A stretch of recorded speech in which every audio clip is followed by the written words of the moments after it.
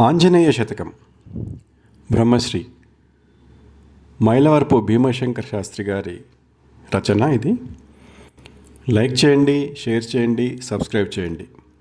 Subscribe చేసినప్పుడు గంట symbol నొక్కడం మరవకండి. మూడో భాగంలో 5 పద్యాలు. మొదటగా 11వ పద్యం. మనిషికి ధరలోన మగువ సాంత్వనమిచ్చు, మనిషిని నుసిజేయు మహిళ తీరు.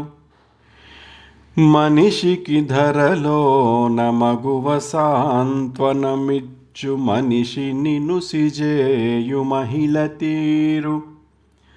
ఉవిధ తప్పటడుగు ఉనికికే ముప్పురా, అతుల సుగుణధామాంజనేయ.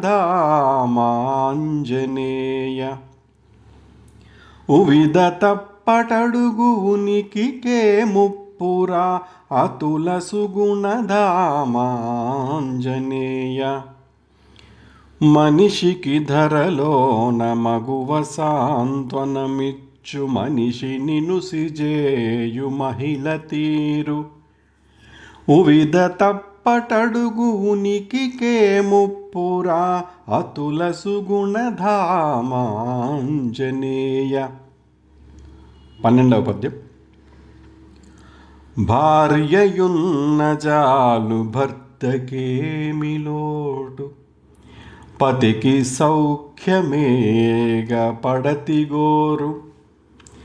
భార్యయున్న జాలు భర్తకేమి లోటు, పతికి సౌఖ్యమేగ పడతిగోరు. ఆలు మగలు ఎన్న ఆది దంపతులంట, అతుల సుగుణధామాంజనేయ. ఆలు మగలు ఎన్న ఆది దంపతులంట, అతుల సుగుణధామాంజనేయ. భార్యయున్న జాలు భర్తకేమి లోటు, పతికి సౌఖ్యమేగ పడతి కోరు. ఆలు మగలు ఎన్న ఆది దంపతులంట, అతుల సుగుణధామాంజనేయ. 13వ పద్యం. భయము తీరునయ్య భక్తితో నినుగొల్వ, దూరమౌను జంకు దరికి రాక.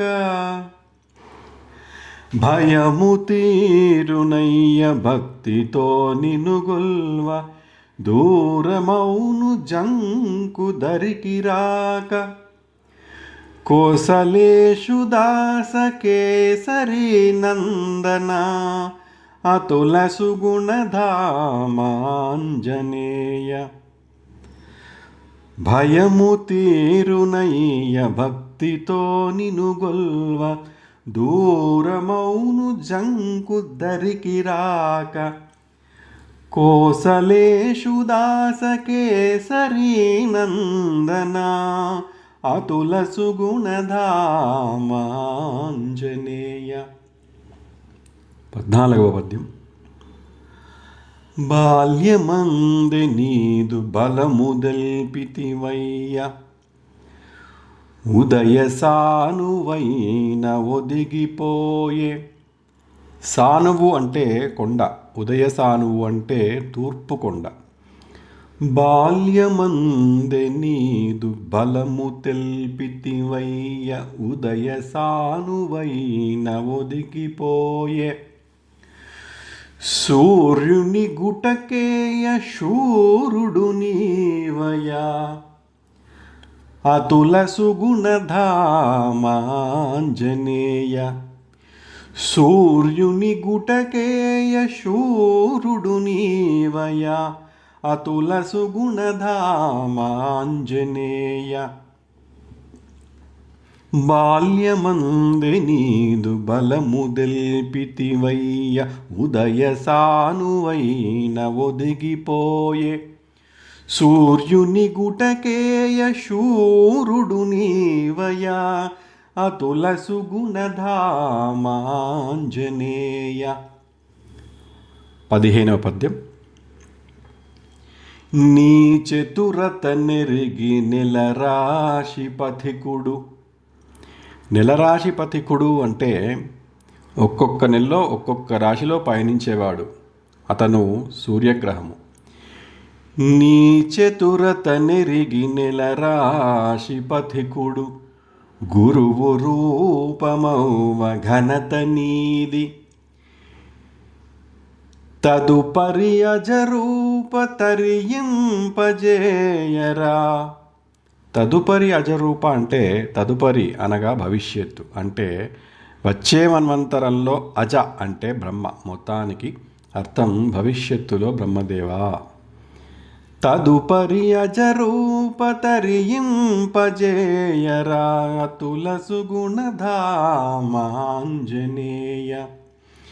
నీ చతురత నెరిగి నెలరాశి పథికుడు, గురువు రూపమౌవ ఘనత నీది.